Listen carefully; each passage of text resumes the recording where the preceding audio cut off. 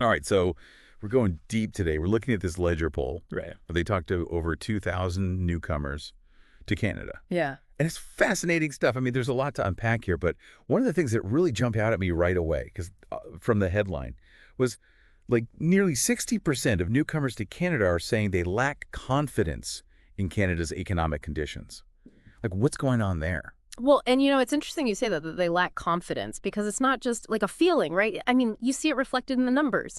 51% of the newcomers who were part of this poll said that their own personal financial situation was poor, Yeah. which is a lot higher than when you look at the general population, Canadian-born citizens, where only 33% said the same thing. So it's a real disparity. Yeah, that's a huge difference. Uh, And I'm wondering, like, what does that actually look like day to day? What are some of the specific challenges that are feeding into this financial anxiety? Well, the poll, it breaks it down into sort of these key stress points, things like, difficulty saving. Obviously, if your income isn't exceeding your expenses every month, it's really hard to put anything aside.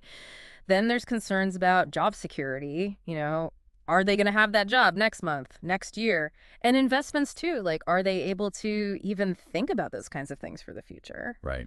So, it all adds up to this perfect storm kind of situation. And in fact, what we're seeing is that a lot of newcomers are actually having to cut back on their spending, Yeah. which obviously, has a ripple effect on everything else. When you're stressed about money, it's hard to kind of focus on other things like building a life, feeling settled. It's a big deal. Oh, for sure.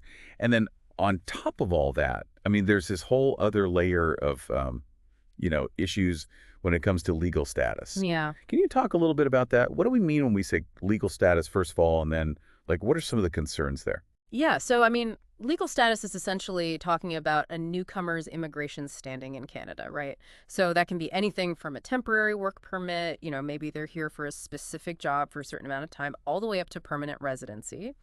And so what the poll revealed is that actually 60% of newcomers see their legal status as a barrier to getting decent work. Mm. And 40% said it impacts their ability to even find a place to live. So you can imagine the kind of stress and uncertainty that comes with that. Yeah, that's huge. I mean, just those two things, like your ability to work and have a home, those are pretty fundamental to life. And it's kind of startling to see that, this legal status can actually have such a direct impact. And I mean, this is like pretty serious stuff we're talking about here. I Yeah. mean, the poll even mentions that a quarter of newcomers, like 25% of the people they talk to, are actually thinking about leaving Canada because of these challenges. Yeah. That's a pretty powerful statement. It is, yeah, absolutely. But I think it's important, as with anything, to look at the whole picture, right? So while, yeah, we see this like very real hardship and these really valid concerns, the poll also found that, I mean, 2/3 of newcomers would still choose to come to Canada if they had to do it all over again. Hmm.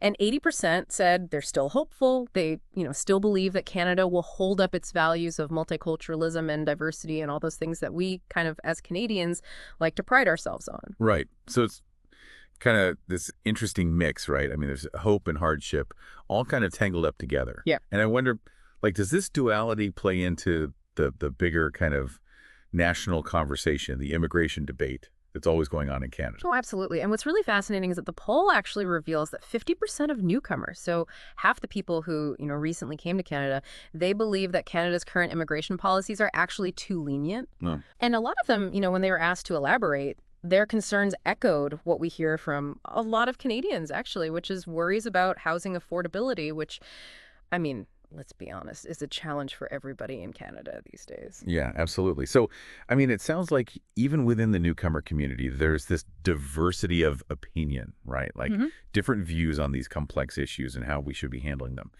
It's not as straightforward as it might seem from the outside looking in. We've been talking about, big picture stuff, really heavy stuff.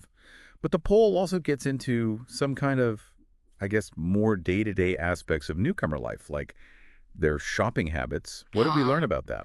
Yeah, well, one of the things that really surprised me was how popular big box retailers like Walmart and Costco are among newcomers. Really? Yeah, particularly for groceries. I mean, those were like the top choices. And what's even more interesting is that like 93% of newcomers said they prefer shopping in actual stores as opposed to, doing it all online. Now that's really interesting. What do you think is behind that? Why this, like, strong preference for brick and mortar? Well, I think it's probably a few things, right? I mean, accessibility is definitely key. Hmm. Those kinds of retailers, they tend to be everywhere and easy to get to, no matter where you live. Um, there's also the familiarity factor. These are brands that people might already know, right? Right. So it's something familiar in a new environment, maybe a little bit comforting. And, I don't want to dismiss the cultural aspect either. For some people, especially coming from cultures where, shopping is a very social experience, maybe going to a store, like actually being around other people is part of the appeal. Yeah. It makes you think that, I mean, retailers have this real opportunity here, right? I mean, they could really step up and do some really interesting things in terms of like bridging these cultural gaps, making newcomers feel more welcome and really understanding what they need and want. Yeah, for sure. I mean, there's always room for improvement, right? And I think, it goes beyond just like having a diversity of products.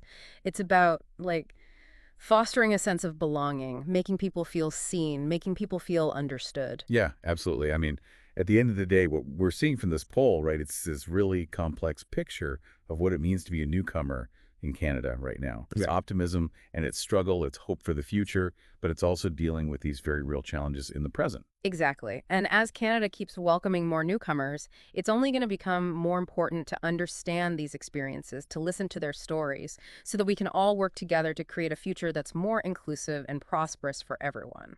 Yeah, for sure. And it leaves us with a lot to think about. I mean, how are these insights, these hopes, these challenges, these different perspectives, how are they going to shape the future of Canada? Especially with immigration continuing to play such a big role in our changing demographics. It's something for all of us to think about, to wrestle with as we navigate these complex issues together. And on that note, thanks for joining us on this deep dive. We'll see you next time.